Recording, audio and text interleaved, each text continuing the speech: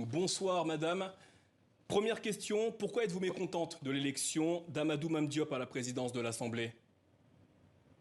Moi, je vais reformuler la question parce que ce n'est pas une question personnelle, c'est une question de principe et c'est également voilà, une question qui concerne aussi les femmes, qui concerne l'engagement, qui concerne le mérite et qui concerne l'équité et la justice. C'est en ces termes que ça se pose, ça n'a rien de personnel. Amadou Mame Diop a été élu démocratiquement avec 83 voix sur 84 votants. Estimez-vous que sa victoire est une injustice? Oui, je le pense. Je pense que bon, j'étais quand même la tête de liste de Benno Bokk Yakaar. Nous avons gagné, nous avons fait 5175 kilomètres.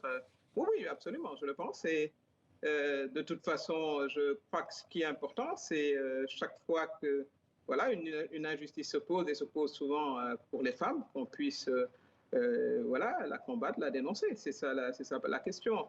Il aurait pu s'appeler autrement, mais c'est le fait que, voilà, quand il faut aller au charbon, on responsabilise des femmes quand elles gagnent, et puis après, il faut retourner voilà, tranquillement et passer voilà, les positions à d'autres qui sont moins méritants. En réalité, la question, c'est de dire qu'il faut que dans nos pays, la démocratie et la gestion de la vie publique elle-même se fasse dans des conditions qui n'ont rien à voir avec des affinités subjectives, familiales, et qu'on fasse la promotion du mérite. Justement, Aminata Touré, le nouveau président de l'Assemblée nationale, doit-il sa victoire à un lien de proximité avec la famille de la première dame du Sénégal? Absolument, je le pense. Et, quels sont précisément ces liens? Dites-nous quels sont précisément ces liens. Oh, ils sont connus, enfin bon, ils sont très connus ici au Sénégal. Il aurait fallu à ce moment-là qu'il soit à la tête de liste, qu'il fasse 5175 kilomètres, et à ce moment-là, il n'y aurait pas eu de problème.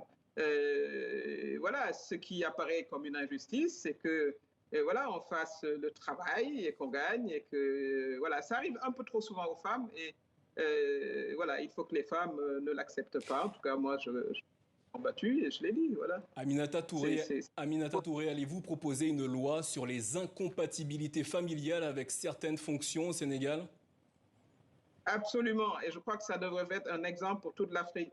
Nous avons eu plusieurs cas où la famille est mêlée à la gestion des affaires publiques, et je crois qu'il faut réglementer ce cadre-là. Au Sénégal, ce n'est pas la première fois, on pensait en avoir terminé, et ça, en tant que parlementaire, je souhaiterais déposer un tel projet de loi, que l'on limite ou même que l'on supprime l'immixtion voilà, des familles, souvent des familles présidentielles, dans la gestion des affaires publiques. Je pense que c'est un cadre qui doit exister partout en Afrique.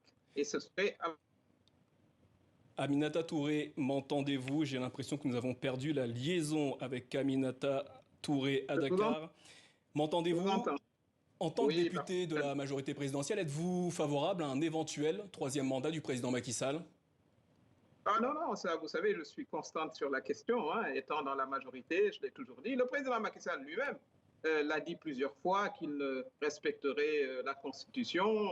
La dernière fois qu'il a dit, c'était le 31 décembre 2018. Il l'a dit à plusieurs occasions, il l'a dit sur vos chaînes de télévision, il l'a dit ici.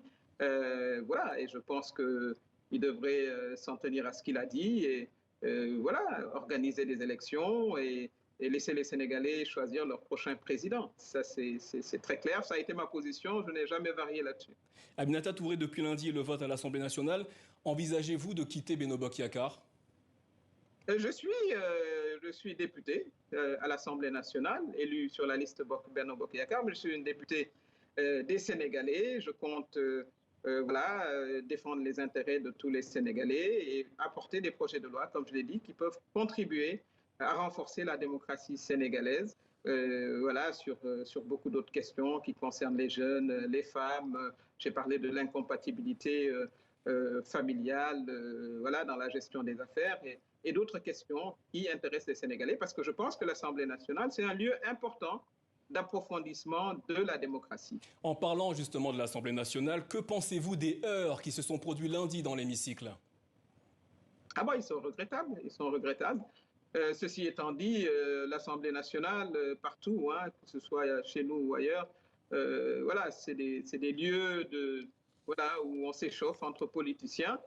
Mais ce n'est pas ce que je vais retenir d'une Assemblée nationale.